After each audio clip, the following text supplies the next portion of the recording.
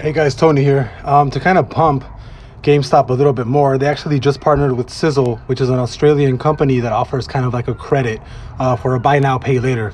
I do think this can definitely help GameStop in the long run, definitely for bigger purchases. So I do think that partnering with them is definitely going to help GameStop increase their cart's revenue. They're like a higher what is it called? Like a higher revenue cart, whatever. Instead of, let's say their average sale for GameStop is like $70, right? Let's say somebody buys a video game and then like a older video game, right?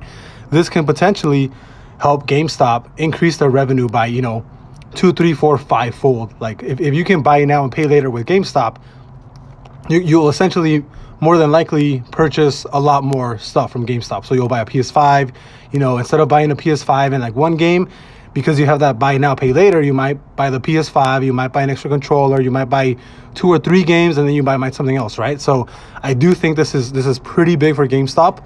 I do think this will actually make GameStop rally tomorrow. The news came out today. I think this will potentially, this might be the news that makes GameStop go all the way back to $20. Strictly on TA, I'll do a TA later about this, but I fully support GameStop going back all the way up to $20, $25 plus. But yeah, as of right now, GameStop is officially partnering with Sizzle, which is offering buy now, pay later, for their website.